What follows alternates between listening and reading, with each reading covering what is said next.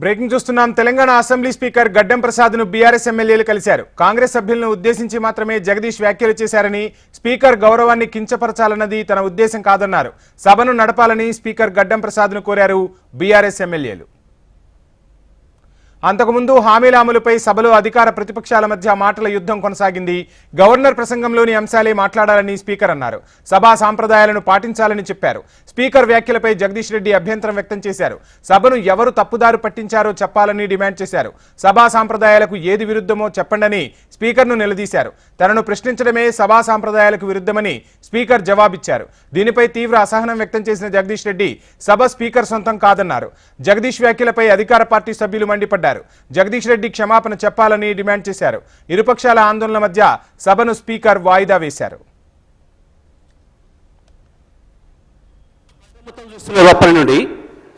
నేను దీంట్లో నుంచి ఒక అక్షరం పక్కకు పోయినా, ఇప్పుడు వారు మంత్రి గారు మాట్లాడిందో ఇంకోరు మాట్లాడిందో ఇందులో ఏమైనా ఒక అక్షరం సంబంధం ఉందా దాన్ని మీరు తేల్చండి. సభలో ఉండమంటే ఉంటా బొమ్మటే పత్త అధ్యక్ష. నేను రాష్ట్రపతి అందరూ చూస్తున్నారు అధ్యక్ష. రాష్ట్రపతి అందరూ చూస్తున్నారు అధ్యక్ష. అధ్యక్ష, వారు గతంలో మంత్రిగా చేసిన వారు, అనుభవం ఉన్న వ్యక్తి జగదీశ్వర్ రెడ్డి గారు.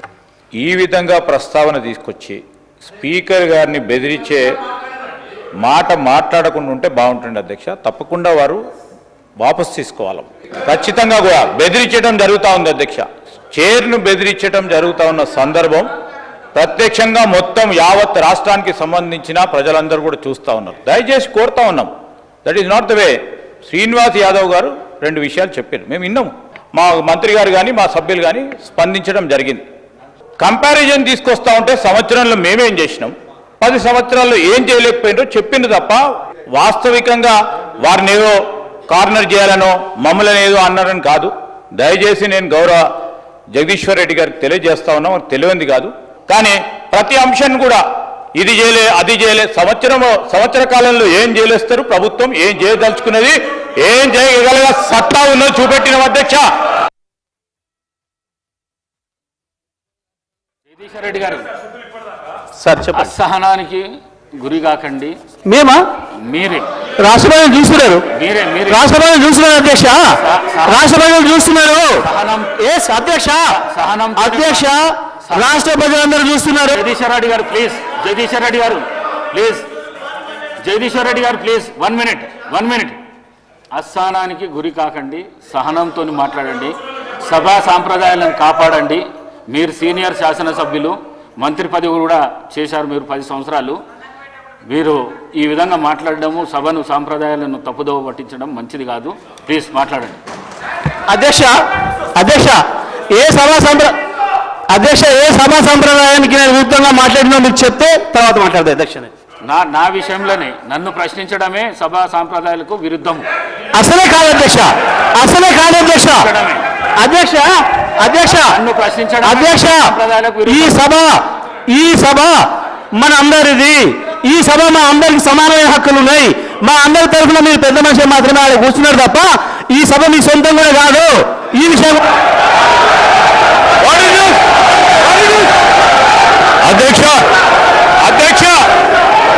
అధ్యక్ష, వారు మాట్లాడిన ప్రతి పదం వెనుకకు తీసుకోవాల్సిందే. ఈ రోజు చైర్ని దూషించిన సందర్భంలో వారు క్షమాపణ చెప్పాల్సిందే అధ్యక్ష, ఆంకారంతో మాట్లాడకూడదు అధ్యక్ష, క్షమాపణ చెప్పాల్సిందే అధ్యక్ష,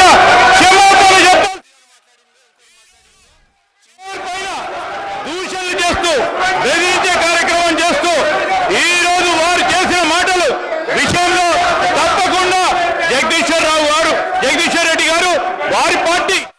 తెలంగాణ అసెంబ్లీ స్పీకర్ గడ్డం ప్రసాద్ ను బీఆర్ఎస్ ఎమ్మెల్యేలు కలిశారు. కాంగ్రెస్ సభ్యులను ఉద్దేశించి మాత్రమే జగదీష్ వ్యాఖ్యలు చేశారని, స్పీకర్ గౌరవాన్ని కించపరచాలన్నది తన ఉద్దేశం కాదన్నారు. సభను నడపాలని స్పీకర్ గడ్డం ప్రసాద్ ను బీఆర్ఎస్ ఎమ్మెల్యేలు కలిసినట్టుగా తెలుస్తుంది. ఇదే అంశానికి సంబంధించి ఫుల్ డీటెయిల్స్ అసెంబ్లీ ప్రాంగణం నుండి మా ప్రతినిధి ప్రవీణ్ లైవ్ లో అందిస్తారు.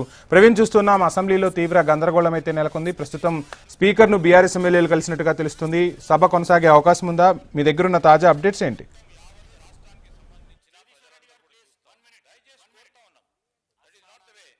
జగదీశ్వర్ రెడ్డి మీ అంటూ మాత్రమే కామెంట్ చేస్తారు, కానీ నీ అంటూ కూడా ఎక్కడ కూడా కామెంట్ చేయలేదు. ఏకవచనంతో కూడా ఎక్కడ మాట్లాడాలనే దానిపై కూడా బీఆర్ఎస్ ఎమ్మెల్యేలు స్పీకర్ని కూడా కలిశారు. స్పీకర్ని కలిసిన తర్వాత మాత్రం ఆ శాసనసభను మాత్రం సజావుగా నడిచే విధంగా కూడా చూడాలి అనే దానిపై కూడా స్పీకర్ని కూడా కలిసిన ఆ సిచ్యువేషన్ కనిపిస్తుంది. స్పీకర్ని బీఆర్ఎస్ ఎమ్మెల్యేలు కలిసిన తర్వాత కాంగ్రెస్ కు సంబంధించిన మంత్రులు కూడా కలిశారు. మంత్రులు కలిసి కూడా ఆ జగదీశ్వర్ రెడ్డిని సస్పెండ్ చేయాలి అంటూ కూడా వాళ్ళు స్పీకర్ కూడా సూచించిన ఆ సిచ్యువేషన్ ఉంది. కానీ స్పీకర్ కి సంబంధించిన బీఆర్ఎస్ ఎమ్మెల్యేలు భేటీ అయిన సమయంలో మాత్రం ఏదైతే ఇప్పటివరకే వ్యాఖ్యలకు సంబంధించిన మాత్రం అనవసరంగా కూడా కాంగ్రెస్ పార్టీ సంబంధించిన ఎమ్మెల్యేలు రాద్ధాంతం చేస్తున్నారు. ఎక్కడ కూడా ఏకవచనంతో మాట్లాడలేదు, మీ అంటూ కూడా మాట్లాడారు. శాసనసభలో ఉన్న ఆ సభ్యులను ఉద్దేశించి మాత్రమే జగదీశ్వర్ రెడ్డి ఇప్పటివరకే మాట్లాడారనే దానిపై కూడా ఇప్పటివరకు బీఆర్ఎస్ సంబంధించిన నేతలు మాత్రం క్లారిటీ ఇస్తున్న ఆ సిచ్యువేషన్ కనిపిస్తుంది. ఇదే సమయంలో మాత్రం మాజీ మంత్రి హరీష్ రావు కూడా అసెంబ్లీలో ఇప్పటివరకే చిట్చాట్ చేశారు. చిట్చాట్ లో ఆ జగదీశ్వర్ రెడ్డి స్పీకర్ ని ఎక్కడ కూడా అవమానించలేదు. సభ మీ ఒక్కరిది కాదు, సభ అందరిది అనే ఉద్దేశంతో మాత్రమే మాట్లాడారు. అదేవిధంగా మీ అనే పదం సభ నిబంధనలకు విరుద్ధం కాదు, మీ ఒక్కరి అనే పదం ఆన్ పార్లమెంటు పదం కాదు అంటూ కూడా ఇప్పటివరకు చిట్చాట్లో కూడా తెలిపారు. దీంతో పాటుగా కాంగ్రెస్ ఎమ్మెల్యేలు ఎందుకు నిరసన చేశారో తెలియదు, సభ ఎందుకు వాయిదా వేశారో కూడా తెలియదు. కాంగ్రెస్ డిఫెన్స్ లో పడింది, అందులో భాగంగానే ఇప్పటివరకు సభను కూడా వాయిదా వేశారు అనే దానిపై కూడా కామెంట్ చేశారు. స్పీకర్ ను కలిసాము, రికార్డులను కూడా తీసివేయాలని చెప్పేసి కూడా స్పీకర్ ని ఇప్పటివరకు కోరాము. అదేవిధంగా దళితుడు అగౌరవంగా పరిచే విధంగా కూడా జగదీశ్వర్ రెడ్డి ఎక్కడ కూడా మాట్లాడలేదు. జగదీశ్వర్ రెడ్డి మాట్లాడిన భాష వీడియో రికార్డు స్పీకర్ ను కూడా అడిగాము. 15 నిమిషాలు కూడా అయింది. ఇప్పటివరకు ఏదైతే వాయిదా పడిందో, వాయిదా పడిన తర్వాత మాత్రం దానికి సంబంధించిన వీడియో రికార్డు కూడా అడిగాము కాబట్టి అది ఇస్తారని చెప్పేసి కూడా మేము భావిస్తున్నామంటూ కూడా ఇప్పటివరకు బీఆర్ఎస్ సంబంధించిన నేతలు కూడా చెప్తున్న సిచ్యువేషన్ కనిపిస్తుంది. దీంతో పాటుగా ఆ స్పీకర్ ఒకవేళ ప్రజాస్వామ్యబద్ధంగా కూడా పనిచేయకపోతే అవిశ్వాసం పెడతామంటూ కూడా ఒక హాట్ కామెంట్ కూడా చేసిన ఆ సిచ్యువేషన్ ఉంది. శాసనసభలో మాత్రం స్పీకర్ కు సంబంధించినందుకు మాత్రం ఈ గతంలో అంటే ఏపీ స్పీకర్ కూడా సీతారాం పైన ఏ విధంగా అయితే అవిశ్వాసాన్ని కూడా పెట్టడానికి మాత్రం అప్పుడు ముందుకెళ్లాలో అదేవిధంగా తెలంగాణ స్పీకర్ పైన కూడా ప్రజాస్వామ్యబద్ధంగా కూడా పనిచేయకపోతే అవిశ్వాసం పెడతామంటూ కూడా ఇప్పటివరకే బీఆర్ఎస్ సంబంధించిన ఆ నేతలు హాట్ కామెంట్ కూడా చేస్తున్న ఆ సిచ్యువేషన్ అయితే కనిపిస్తుంది. ప్రజెంట్ అయితే ఆ స్పీకర్ ఛాంబర్ లో మంత్రులందరూ కూడా స్పీకర్ తో సమావేశమయ్యారు. మరికాసేపట్లో ఆ శాసనసభ సమావేశం ప్రారంభమైన తర్వాత మాత్రం ఆ సభకి జగదీశ్వర్ రెడ్డి క్షమాపణ చెప్పడమా లేదంటే కూడా ఆ సభ నుంచి కూడా జగదీశ్వర్ రెడ్డిని సస్పెండ్ చేస్తారనే దానిపై కూడా ఒక ఉత్కంఠ అయితే రేపుతున్న సిచ్యువేషన్ కనిపిస్తుంది. ఇదే సమయంలో మాత్రం ఎక్కడ కూడా అన్పార్లమెంటరీ మాట్లాడలేదు కాబట్టి మీ అనే పదాన్ని అందరిని ఉద్దేశించి మాట్లాడారు. ఏకవచనంతో ఎక్కడ కూడా మాట్లాడలేదు కాబట్టి దీనిపైన కూడా రికార్డుల నుంచి తొలగించాలని చెప్పేసి కూడా బీఆర్ఎస్ ఇప్పటివరకే డిమాండ్ చేస్తున్న సిచ్యువేషన్ కనిపిస్తుంది. దాదాపు గంట అవుతుంది సభ వాయిదా పడి. ఇప్పటివరకే స్పీకర్ ఛాంబర్ లో మంత్రులందరూ కూడా స్పీకర్ తో సమావేశం అయ్యారు కాబట్టి సమావేశం ఆ తర్వాత సభ ప్రారంభమైన తర్వాత మాత్రం ఏ విధంగా ఆ సభకు సంబంధించిన జగదీశ్వర్ రెడ్డి క్షమాపణ చెప్పాలని చెప్పేసి కూడా ఆ స్పీకర్ ఏమైనా కోరుతారా అనే దానిపైన కూడా ఒక క్లారిటీ అయితే రావాల్సి ఉందని చెప్పుకోవచ్చు. ప్రజెంట్ అయితే ఆ స్పీకర్ ఛాంబర్ లో మంత్రులందరూ కూడా సమావేశమయ్యారు. బీఆర్ఎస్ ఆ ఎమ్మెల్యేలందరూ కూడా సమావేశమై బయటికి వచ్చిన తర్వాత మంత్రులు సమావేశమయ్యారు కాబట్టి ఆ సస్పెన్షన్ దిశగా వెళ్తుందా లేదంటే ఆ స్పీకర్ కు సంబంధించిన క్షమాపణలు చెప్తే ఆ సభను అదే విధంగా రన్ చేస్తారనే దానిపై కూడా ఒక క్లారిటీ అయితే రావాల్సి ఉంది. వంశీ, జగదీష్ రెడ్డి వ్యాఖ్యలకు స్పీకర్ మనస్తాపం చెందినట్టుగా కూడా తెలుస్తుంది. దీనికి సంబంధించి కాంగ్రెస్ నేతలు ఎవరైనా స్పీకర్ ను కలిశారా? ఏంటి అప్డేట్స్? ఇప్పటికే కాంగ్రెస్ నేతలందరూ కూడా స్పీకర్ ని వరుసగా కలుస్తున్నారు. ప్రజెంట్ అయితే ఆ కాంగ్రెస్ కు సంబంధించిన ఏదైతే ఆ నేతలు కలిసిన తర్వాత మాత్రం మంత్రులు కూడా ఆ స్పీకర్ తో భేటీ అయ్యారు. జగదీశ్వర్ రెడ్డి మాట్లాడే అంశాలకు సంబంధించినంత వరకు ఇప్పటివరకు స్పీకర్ కూడా ఆ వీడియో ఫుటేజ్ తీసుకొని కూడా దాన్ని పరిశీలించినట్టు కూడా ఇప్పటివరకు బీఆర్ఎస్ నేతలు కూడా చెప్తున్నారు. కాబట్టి మంత్రులు ఇప్పటివరకు సమావేశమయ్యారు. మంత్రులు సమావేశమయ్యారు కాబట్టి సమావేశం మూసిన తర్వాత మాత్రం సభ తిరిగి ప్రారంభం కాబోతుంది. తిరిగి సభ ప్రారంభమైన తర్వాత మాత్రం ఆ జగదీశ్వర్ రెడ్డి సభలో క్షమాపణలు చెప్పాలని కోరుతారా లేదంటే ఇలా సభ నుంచి ఏమైనా సస్పెండ్ చేస్తారన్న దానిపై కూడా ఇప్పటివరకే నేతల్లో ఒక ఉత్కంఠ అయితే నెలకొనే సిచ్యువేషన్ కనిపిస్తుంది. ఇప్పటివరకే అసెంబ్లీ ప్రాంగణంలో ఉన్న ఎల్పీ కార్యాలయంలో బీఆర్ఎస్ సంబంధించిన నేతలు కూడా సమావేశమయ్యారు. అటు ఆ కాంగ్రెస్ కు సంబంధించిన ఎమ్మెల్యేలందరూ కూడా మంత్రుల ఛాంబర్లో అదేవిధంగా మంత్రులు కూడా చాలా మంది కూడా ఇప్పటివరకే స్పీకర్ తో కూడా సమావేశమయ్యారు. దాదాపు 5 మంది మంత్రులు కూడా స్పీకర్ తో సమావేశమయ్యారు. కాబట్టి సభ ప్రారంభమైన తర్వాత మాత్రం ఏ విధంగా సభలో జగదీశ్వర్ రెడ్డికి సంబంధించిన అంశాన్ని కూడా ప్రస్తావిస్తారు, క్షమాపణ చెప్పాలని కోరుతారా లేదంటే సస్పెన్షన్ దిశగా కూడా అడుగులు వేస్తుందా స్పీకర్ కార్యాలయం అనే దానిపై కూడా ఒక క్లారిటీ అయితే రావాల్సి ఉంది. Vamshi, thank you Praveen.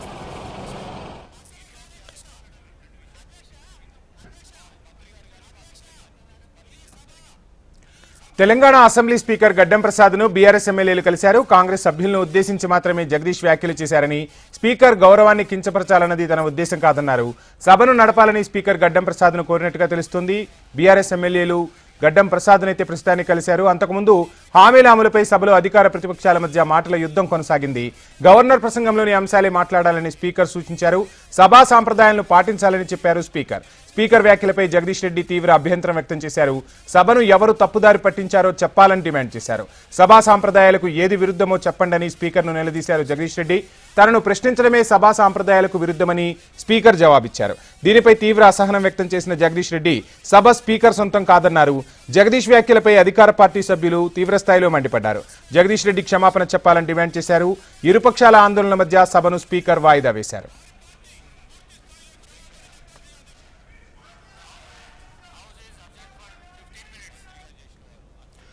ఇదే అంశానికి సంబంధించి ఫుల్ డీటెయిల్స్ అందించేందుకు మా ప్రతినిధి ప్రేమ్ లైవ్ లో జాయిన్ అవుతున్నారు. ప్రేమ్, చూస్తున్నాం ప్రజా సమస్యలపై అధికార ప్రతిపక్షాలు చర్చించాల్సిన సభలో సభా నేతను ఉద్దేశించి సభాధ్యక్షుడిని ఉద్దేశించి చేసిన వ్యాఖ్యలు తీవ్ర దుమారం రేపాయి. సో ఏం జరుగుతోంది? కాంగ్రెస్ ఎమ్మెల్యేలు ఎవరైనా స్పీకర్ని కలిశారా? మొత్తంగా స్పీకర్ అయితే ఈ విషయంపై, అంటే ఈ రోజు సభలో జరిగిన దానిపై మనస్తాపం చెందినట్టుగా తెలుస్తోంది. ఓవరాల్గా అసలు ఏం జరుగుతోంది?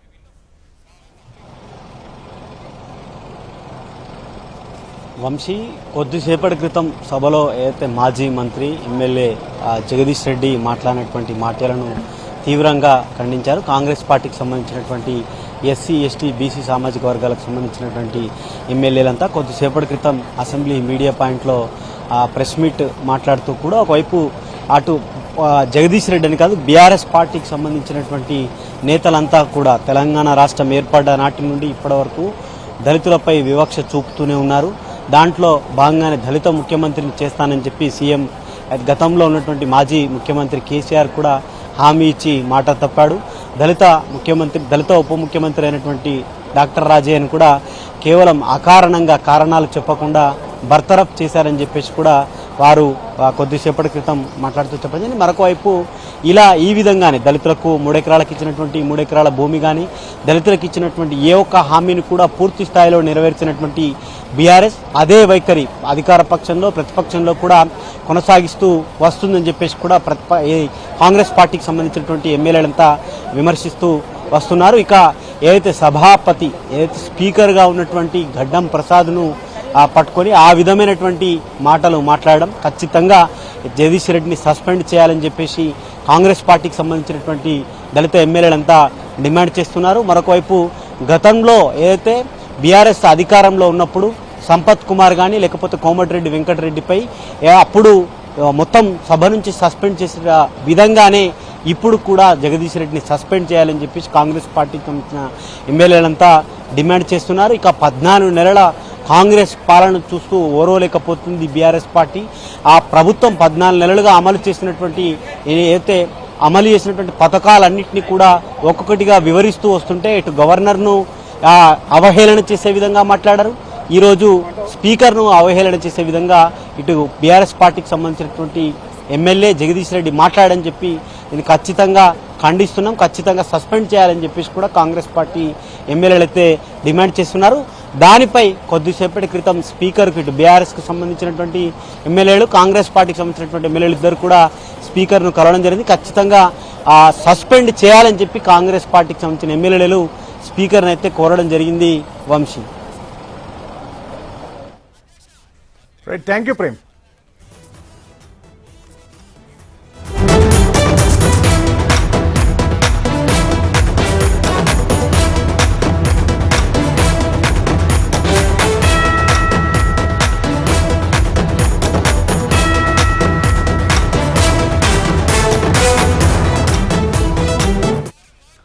బ్రేకింగ్ చూస్తున్నాం. తెలంగాణ అసెంబ్లీ స్పీకర్ గడ్డం ప్రసాద్ను బీఆర్ఎస్ ఎమ్మెల్యేలు కలిశారు. కాంగ్రెస్ సభ్యులను ఉద్దేశించి మాత్రమే జగదీష్ వ్యాఖ్యలు చేశారని, స్పీకర్ గౌరవాన్ని కించపరచాలన్నది తమ ఉద్దేశం కాదన్నారు.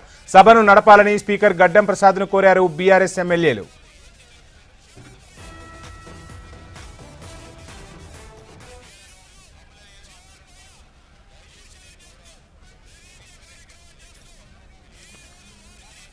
ఇదే అంశానికి సంబంధించి ఫుల్ డీటెయిల్స్ మా ప్రతినిధి ఆర్కే లైవ్ లో అందిస్తారు. ఆర్కే, చూస్తూ ఉన్నాం సభలో అయితే గందరగోళం నెలకొంది. ఒకవైపు కాంగ్రెస్, బీఆర్ఎస్ ఇద్దరు కూడా విమర్శలు చేసుకుంటూ ఉన్నారు. ఈ నేపథ్యంలో బీజేపీ వర్షన్ ఎలా ఉంది? బీజేపీ నుంచి ఎవరైనా సభ్యులు గడ్డం ప్రసాద్ను కలిశారా? సభను కొనసాగించాలని కోరుతున్నారా? అప్డేట్స్ ఏంటి? అయితే ఇప్పటివరకు అయితే బీజేపీ ఎమ్మెల్యేలు ఎవరు గడ్డం ప్రసాద్ అయితే స్పీకర్ని కాగలేదు. అయితే ఏదైతే బీఆర్ఎస్ కాంగ్రెస్ పార్టీ ఇద్దరు సభలో రెండు వర్గాల మధ్య రెండు పార్టీల మధ్య వాగ్వాదం చోటు చేసుకుని స్పీకర్ విషయంలో జగదీష్ రెడ్డి మాటలకి అయితే చూసినట్లయితే నిన్న బీజేపీ వచ్చిన మాత్రం నిన్న ఏదైతే గవర్నర్ ప్రసంగం ఉందో ఆ గవర్నర్ ప్రసంగంలో రాష్ట్ర ప్రభుత్వం మళ్ళీ అబద్ధాలు పచ్చి అబద్ధాలు చెప్పించింది. అదేవిధంగా సభ మొత్తం ఏదైతే 14 ఏళ్ల పాలన కాంగ్రెస్ పాలనలో 14 ఏళ్ల పాలనలో ఎలాంటి సంక్షేమంగా అభివృద్ధి లేకుండానే అన్ని గవర్నర్తో అబద్ధాలు చెప్పించిందని చెప్తున్నారు. అదేవిధంగా ఈ రోజు చూసినట్లయితే బీఆర్ఎస్ అదేవిధంగా కాంగ్రెస్ పార్టీ ఇద్దరు ఏదైతే ఉందో ప్రజా సమస్యలు చర్చించాల్సిన సభ్యులు ప్రజా సమస్యలపై చర్చించకుండా ఏదైతే ఇద్దరు కుమ్మక్కై గతంలో ఎప్పుడైతే ఏదైతే ఆరోపణలు చేస్తున్నామో మేము అదే ఆరోపణలకు ఈ రోజు జరిగిన సభా సాక్ష్యమే అన్నట్లుగా బీజేపీ నేతలు చెప్తున్నారు. ఎందుకంటే కాంగ్రెస్ పార్టీ బీఆర్ఎస్ పార్టీ ఒకటే, ఈ రెండు పార్టీలు కలిసి ఏదైతే బీజేపీ రాష్ట్రంలో ఎదుగుతుందో ఆ ఎదుగుతున్నది కాబట్టి ఎదగకుండా ఉన్నందుకే సభను తప్పుదోవ పట్టించడంతో పాటు బీజేపీ వాళ్ళు తప్పుడు ప్రచారంలో చేస్తున్నారు. రెండు పార్టీలు కలిసి బీజేపీని టార్గెట్ చేశారు కాబట్టి బీజేపీ ఎదుగుదల వీళ్ళు రెండు పార్టీలు ఓర్వలేక టార్గెట్ చేశారన్నారు. గతంలో చూసిన మళ్ళా ఇప్పటివరకైతే రేవంత్ రెడ్డి కిషన్ రెడ్డిని టార్గెట్ చేయడం, అదేవిధంగా సీఎం కేంద్ర నిధులపై ఆరోపణ చేయడం, ఇవాళ ఇద్దరునే జగదీష్ రెడ్డి ఇద్దరు ఏదైతే బీఆర్ఎస్ పార్టీ ఇద్దరు మాటలు మాట్లాడుకుని అత్యంతరంగా కలుస్తుంటే ఏదైతే మేము కొందరు బీజేపీ ఎమ్మెల్యేలు కొత్తగా వచ్చాము నేర్చుకోవాలి అది ప్రస్తుతం రాష్ట్రంలో అనేక సమస్యలు ఉన్నాయి. ఇక్కడ నీళ్లు లేక కరెంట్ లేక వరి పంట ఎండిపోతున్నాయి. అదేవిధంగా ఏవైతే మహిళలకు ఇస్తామన్న వాగ్దానాలు కాంగ్రెస్ ప్రభుత్వం ఇచ్చింది ఆ వాగ్దానాలు అమలు చేయడం పూర్తిగా విఫలమైంది. 6 గ్యారెంటీలు లేవు, దానికి సబ్సిడీగా 420 హామీలు ఏవైతే అవి కూడా అమలు చేయడం లేదు. ఇవన్నిటిని ఏదైతే కాంగ్రెస్ పార్టీ 14 నెలల పాలనలో ఏవైతే చేయలేదో అది చేసేది చెప్పుకునేందుకు అవకాశం లేదు. కాబట్టి కాంగ్రెస్ బీఆర్ఎస్ మీరంటే మీరు గత 10 ఏళ్ళు మీరు చేసి మీరు ఏం చేయలేదు మేము చేస్తున్నామని వీళ్ళు ఏదో మీ 14 ఏళ్ల పాలన ఏం లేదు, మీకే 14 నెలల పాలన రాష్ట్రంలోనే అన్ని వర్గాల నుంచి వ్యతిరేకత ఉంది. ఇలాంటి ముఖ్యమంత్రి రాష్ట్రంలో ఇప్పటి వరకు చూడలేదు. అయితే వ్యక్తిగత ఆరోపణలతో చేసుకుంటున్నారు తప్ప ప్రజాపై ఎలాంటి. Thank you Ramakrishna. ఏపీ అసెంబ్లీలో సీఎం చంద్రబాబు మాట్లాడుతున్నారు, లైవ్ చూద్దాం. రిఫార్మ్ వచ్చింది 91, 98లో విద్యుత్ శక్తి రిఫార్మ్స్ సంస్కరణ తీసుకొచ్చాం. అప్పుడే మీరు చూస్తే 3గా డివైడ్ చేశాం. Distribution company, generation company, transmission committee, ఇంకొక పక్కన ఇవన్నీ రెగ్యులేట్ చేయడానికి రెగ్యులేటరీ కమిషన్ సెటప్ చేశాం. అక్కడి నుంచి ఆ దిశ మీరు చూసినప్పుడు ఎనర్జీ ఆడిటింగ్, అంతవరకు కరెంటు ఎక్కడికి అమ్ముతున్నారు, ఎంతమంది దొంగతనం చేస్తున్నారు, ఏమవుతుందో తెలియని పరిస్థితి నుంచి ఎనర్జీ ఆడిటింగ్ తీసుకొచ్చాం. ఆడిటింగ్ తీసుకొచ్చి ఫస్ట్ టైం దేశంలో 2003-04కి 23% ట్రాన్స్మిషన్ అండ్ కమర్షియల్ లాస్ అని ఎస్టాబ్లిష్ చేసిన మొట్టమొదటి ప్రభుత్వం భారతదేశంలో ఆంధ్రప్రదేశ్ ప్రభుత్వాన్ని కూడా నేను మీకు తెలియజేస్తున్నాను. ఓసారి దిశ 35% 23% తగ్గించాం. కరెంటు కొరతలుంటే పూర్తిగా కరెంటు కొరత లేకుండా ఎగ్జాక్ట్గా 2023-24కి కరెంటు కొరత లేని ఏకైక రాష్ట్రం భారతదేశం లేదంటే దానికి చిరునామాగా ఆంధ్రప్రదేశ్ తయారు చేసే పరిస్థితి వచ్చాం. దీనివల్ల చాలా లాభాలు వచ్చాయి, నాకు కూడా కొన్ని నష్టాలు వచ్చాయి. ఎందుకంటే ఫస్ట్ టైం ఒక మంచి పని చేసిన దానికి నేను రిఫార్మ్స్ తీసుకొచ్చాను కాబట్టి ఆ రోజు వచ్చినటువంటి ఈ పవర్ సెక్టర్లో మార్పులు ప్రజలు సరిగా అర్థం చేసుకోలేకపోయారు. కాబట్టి 2004లో తెలుగుదేశం పార్టీ ఓడిపోవడానికి ఒక కారణం ఈ రిఫార్మ్స్ కూడా అని చెప్పి మీకు తెలియదు. రిఫార్మ్స్ అని నేను అన్నా కానీ ఆ వచ్చిన ఇబ్బందులను అధిగమించడంలో కొంత సమయం కావాలి. ఆ సమయం లేని వల్ల కొంత ఇబ్బంది పడ్డాం. ప్రతిపక్షాలు దాన్ని అడ్వాంటేజ్ తీసుకున్నారు. నేను అన్ని రిఫార్మ్స్ తీసుకొస్తే అధ్యక్ష వెరీ విచిత్రం ఏంటంటే ఉచిత కరెంట్ ఇమ్మన్నారు. కానీ అప్పటికే స్లాబ్ రేట్ ఉంది. ఈ దేశంలో మీరు ఒకటి గుర్తుపెట్టుకోవాలి, మొట్టమొదటిసారిగా మామూలుగా యూనిట్కి ఇంతనే వ్యవసాయానికి కరెంటు వసూలు చేసే పరిస్థితి నుంచి తెలుగుదేశం పార్టీ వచ్చిన తర్వాత మా నాయకుడు ఎన్టీ రామారావు గారు స్లాబ్ రేట్ ఇచ్చి రైతులను ఆదుకున్న పార్టీ మొట్టమొదటిసారిగా భారతదేశంలో ఆంధ్రప్రదేశ్ రాష్ట్రం 50 రూపాయలు హెచ్పికి పెట్టి అవన్నీ మాఫీ చేయమంటే చేయలేకపోయాం. నేను చేసిన రిఫార్మ్స్ ఉపయోగించుకొని మాఫీ చేస్తామని కాంగ్రెస్ పార్టీ అధికారంలోకి వచ్చింది. వస్తే వచ్చారు, ఏం చేశారని చూసిన తర్వాత చాలా భయంకరంగా మనం ఒకసారి చూస్తే 2014-14 సర్ప్లస్ కరెంట్ వచ్చింది, రిఫార్మ్స్ అమలైనాయి, అన్ని రంగాల్లో బ్రహ్మాండంగా జరిగింది. వాళ్ళు వచ్చిన 5 సంవత్సరాల్లో దగ్గర మీరు చూస్తే నేనున్నప్పుడు 90% ఇన్స్టాల్డ్ కెపాసిటీ పెంచాను, ప్రొడక్షన్ పెంచాను. 5,634 మెగావాట్ల నుంచి 10,695 మెగావాట్లకు పెంచాం. వీళ్ళొచ్చి 56% అంటే ఒక 5-6 వేల మెగావాట్లు పెంచారు. పిఎల్ఎఫ్ ప్లాంట్ లోడ్ ఫ్యాక్టర్ నాకు విజయవాడ ఎప్పుడూ జ్ఞాపకం. విజయవాడ పవర్ ప్లాంట్ ఎప్పుడు 95%. ఈవెన్ గవర్నమెంట్ ఆఫ్ ఇండియా కూడా ఏవి కూడా అంత ఎఫిషియెంట్గా పనిచేసిన సందర్భాలు లేవు. ప్రైవేట్ వాళ్ళు కూడా చేయలేదు అంత ఎఫిషియెంట్గా పనిచేస్తే. 86% పిఎల్ఎఫ్ ప్లాంట్ లోడ్ ఫ్యాక్టర్ ఉంటే కాంగ్రెస్ వస్తానే అది 78%కి తగ్గిపోయే పరిస్థితి వచ్చింది. దీనివల్ల ఇవన్నీ చూసిన తర్వాత కోల్ స్టాక్ దిశ అప్పట్లో పెద్ద ఇష్యూ ఇది. ఒక ప్లాంట్ రన్ చేయాలంటే కోల్ కావాలంటే ముందుగానే జాగ్రత్త చూసుకోవాలి. వర్షాకాలం తడుస్తుంది, తడిచినప్పుడు దాన్ని ఇది చేసుకోవాలి. అదే మరి ప్లాంట్స్ అన్నీ కూడా ఎప్పటికప్పుడు మెయింటైన్ చేయడం పర్ఫెక్ట్గా చేయాలి. నేనున్నప్పుడు ఎప్పుడు కూడా 3 నెలలకు 4 నెలలకు కోల్ ఏమాత్రం ఇబ్బంది లేకుండా స్టాక్ పెడితే ఒక రోజు కూడా కోల్ ఉండేది కాదు. పెద్ద గొడవలు, కోల్ లేదు కాబట్టి కరెంట్ ఆపేసేవాడు. ఇలాంటి సందర్భాల్లో అది కూడా స్టార్ట్ అయింది. ఆల్ ఇండియా లెవెల్లో 8.7% ఎనర్జీ డెఫిషియట్ ఉంటే 17.6% పెరిగిన ఆంధ్రప్రదేశ్ రాష్ట్రం మళ్ళీ సమైక్య ఆంధ్రప్రదేశ్లో. ఒక పరిపాలన ఏ విధంగా మార్పులు తీసుకొస్తుందో ఇక్కడ ఉండే సభ్యులు మీరు గుర్తుపెట్టుకోవాల్సిన అవసరం ఉంది. ఒక కీలకమైన శాఖలో ఏ విధంగా ప్రజలు ఇబ్బంది పడతారు. నేను ఇవన్నీ కూడా మీకు ఎందుకు చెప్తున్నానంటే 3 పీరియడ్ నేను కంపేర్ చేస్తున్నాను, 30 ఏళ్ళు కంపేర్ చేస్తున్నాను. 95 2004, 2004 14, 14 19, 19 24, 24 తర్వాత 9 నెలలు ఏం చేసామో చెప్పడానికి నేను ప్రయత్నం చేస్తున్నా. రాష్ట్రంలో ఉండే ప్రజలు కూడా గుర్తుపెట్టుకోవాల్సిన అవసరం ఉంది. బడ్జెట్ తగ్గించారు. అప్పట్లో నేనున్నప్పుడు 7.8% పవర్ సెక్టర్కి పెడితే వీళ్ళు 5% తగ్గించేశారు. ఇంకో పక్కన దిశ ఆవరేజ్న 2004 వరకు ₹2.55 యూనిట్ కరెంటు ఉత్పత్తి చేస్తే వీళ్ళు వస్తానే ₹5.25 పెరిగిపోయింది.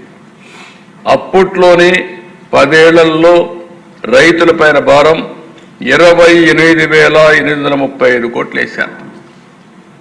ఎందుకంటే ఈ అసమర్థత అన్నీ కూడా వచ్చి ట్రాన్స్మిషన్ లాసెస్ కూడా తగ్గించడంలో ఫెయిల్ అయ్యారు. కడాన దిశ మీరు చూస్తే ఎక్కడికక్కడ మున్సిపల్ కార్పొరేషన్లో 4 గంటలు, మున్సిపాలిటీలో 6 గంటలు, మండల హెడ్ క్వార్టర్లు 8 గంటలు, గ్రామాల్లో 12 గంటలు, ఇండస్ట్రీస్ కోత. స్మాల్ స్కేల్ ఇండస్ట్రీ అయితే కరెంటు వాడితే సర్ఛార్జీ పేరుతో డబల్ ఛార్జీ. దీంతో చాలా స్మాల్ స్కేల్ ఇండస్ట్రీస్ అన్నీ కూడా మూతపడే పరిస్థితికి వచ్చింది. అధ్యక్ష ఆ రోజుల్లోనే ₹13 యూనిట్ పెట్టుకున్నారు. నేను ఇటీవల కాలంలో ఎందుకు చెప్తున్నాను, హిస్టరీ చెప్తున్నా. ఒక 5 నిమిషాలు ఆలస్యమైన రాష్ట్ర ప్రజానీకం కూడా ఆలోచించుకోవాల్సిన అవసరం ఉంది. హిస్టరీ తెలిస్తే భవిష్యత్తులో ఏ విధంగా మనం ముందు తీసుకుపోవాలని ఆలోచించే అవకాశం వస్తుంది. ఇంకొక పక్కన కోల్ లేకుండా మెయింటైన్ చేయకుండా ఐడిల్గా పెట్టి ఓసారి ఎవాక్యువేషన్ అంటే ట్రాన్స్మిషన్ లేకుండా ఓసారి పవర్ రన్ చేసిన పరిస్థితి లేదు.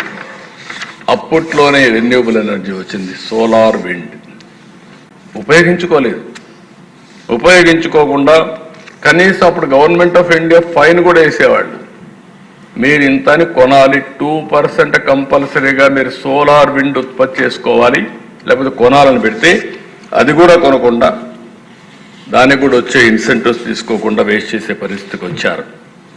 ఇవన్నీ అధ్యక్ష ఇంకో పక్క ఎన్టీపీసీ పవర్ ప్లాంట్లో వచ్చిన కరెంటు కూడా తీసుకోకుండా చేశారు. 2014లో వచ్చాం. ఇవన్నీ అధ్యయనం చేస్తే చాలా బాధేసి, నేను వచ్చినప్పుడు 22.5 మిలియన్ యూనిట్లు కరెంటు కొరత ఈ రాష్ట్రంలో 2014లో నేను ఒక సవాలుగా తీసుకున్నాను. కేంద్ర ప్రభుత్వం సహకారం తీసుకున్నాం. ఆ సంవత్సరం 2014 డిసెంబర్కి ఎక్కడా కరెంటు కొరత లేకుండా చేసి జనవరి 2018కి మిగులు కరెంటు సాధించిన రాష్ట్రం ఆంధ్రప్రదేశ్ రాష్ట్రం అని చెప్పి కూడా నేను తెలియజేస్తున్నాను. 39% పీక్ డిమాండ్ గ్రో అయ్యాం. 6,784 మెగావాట్ల నుంచి 9,453 మెగావాట్లు పెంచుకున్నాం. కన్జంప్షన్ కూడా 36% పెరిగింది.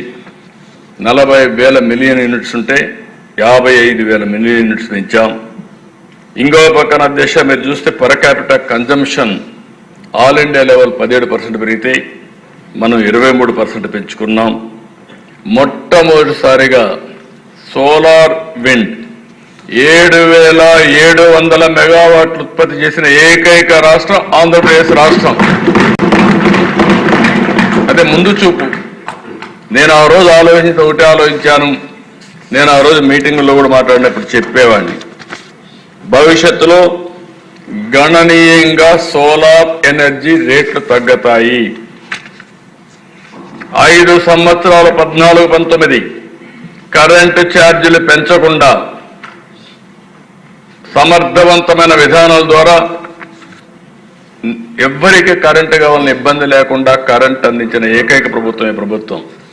నేను ఒకసారి ఇదే మరి రెన్యూబుల్ ఎనర్జీ మీటింగ్ పెడితే ఆ రోజు నేను మాట్లాడుతూ పీయూష్ గోయల్ గారు మంత్రి, నేను ఆ రోజు అనౌన్స్ చేశాను, భవిష్యత్తులో ₹50 నుంచి ₹2 లోపల సోలార్ ఎనర్జీ వస్తుందని చెప్పి 6 దూట్లోనే అనౌన్స్ చేశాను. ఇప్పుడు ₹2.40 50 వచ్చే పరిస్థితి వస్తూ ఉంది. అంటే ఇంకా తగ్గే అవకాశాలు కూడా ఉన్నాయి రా మెటీరియల్ ఇవన్నీ వస్తాయి.